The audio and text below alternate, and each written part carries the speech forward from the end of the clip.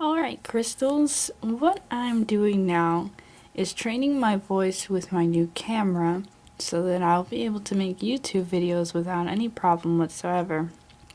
To do this, I've decided to read some of my own story. This will help me twofold because it will help me check the flow of my story, see how it sounds, so that I may edit the story later. And it will also help me train my voice so that it is clear and so that I can speak to the camera, basically, while making my YouTube videos.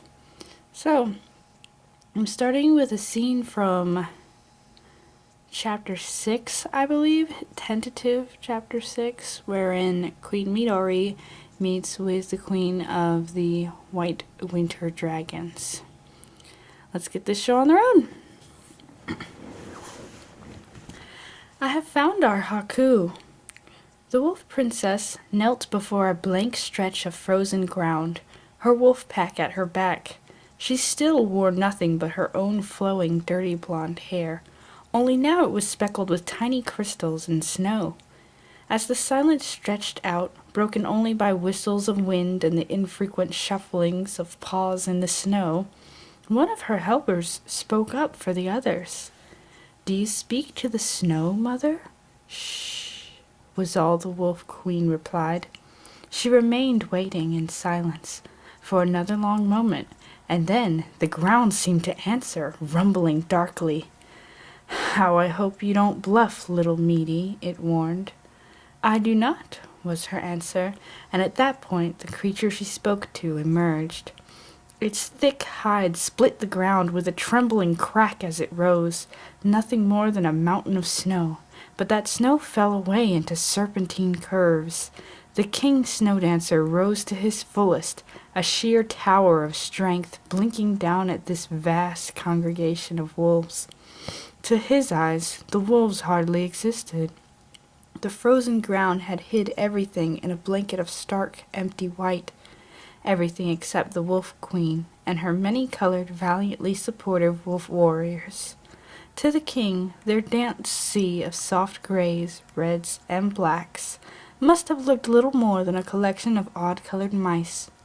But the wolf queen stood proud with her glowing, otherworldly, pure grace. Her olive skin and everlasting youth remained wrapped in a gift box of those marble white curves, with nearly bronze, curly ribbons for hair dangling down her smooth back. Her green eyes remained brighter than emeralds, winking earnestly up into his. If this is a trick... Monstrous ice-blue serpentine eyes narrowed sharp with suspicion. His fangs alone stretched longer than any of her wolves could stand tall, and the largest of his opalescent rolling white scales boasted sizes to rival tea saucers. His powerful serpentine body stretched longer than could ever be seen, disappearing somewhere beneath matching white snow, but his deadly flexed talons remained visible, clasping uncomfortably as a bird's feet might on smooth, ice-covered grounds. Thick, cream-colored fur lined his underbelly, speckled his ankles, and trailed right down the length of his tail. He boasted a thick mane of white hair, but no traces of fur on his smooth, regal chin. Long, wispy whiskers hung down from either side of his snout, the tips of which very nearly met his razor-sharp icicle claws. There, just at the base of his legs, sat his sister, still riding atop Mira, with her easily visible black fur. "I do not bluff, brother Shiroi," the queen promised with ease. "Had you not noticed the strange happenings these past few harvests?"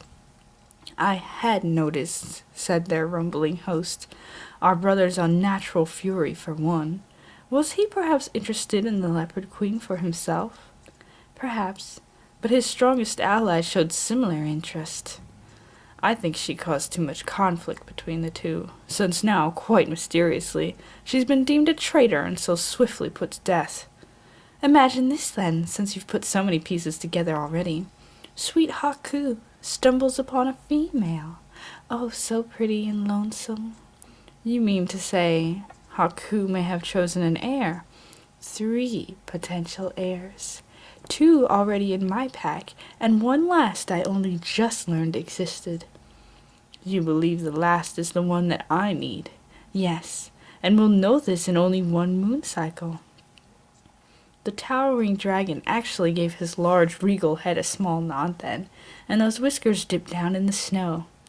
Never do you cease to amaze me, do you, Midori? Those blank eyes did not betray interest, but remained cold as ice. But I know you must want something in return.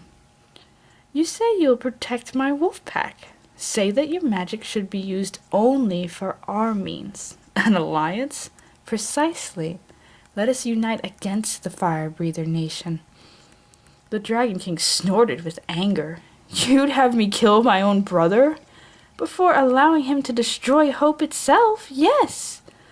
Haku has protection already in place. I think differently. I think Kuroi has found a way around his own weakness. The ruby weapon is proof enough. It is not, was his haughty reply. It is here, Midori, that I refuse to believe you. I need you, Brother Shiroi, he snorted.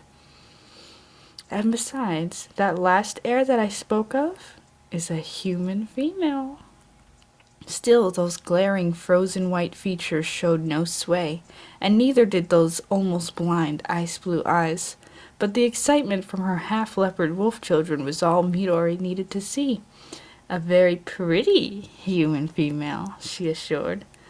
The Wolf Queen offered a genuine smile, with charm enough to melt even the sub-zero snow whipping by with the howling winds. You'd want her, I think, Shiroi, and she would want you as well. Or would you leave her all alone and so helpless at the whims of your merciless twin? Finally, the Dragon King moved, bowing deeply enough that his snout touched the snow at his feet. Those blue eyes met directly with hers, and her hair was whipped back even with his soft whispers. You will bring this heir here. You will gift her to me. Swear this now, and you'll have my support. She bowed back, just as graceful as he, with the promise, I will.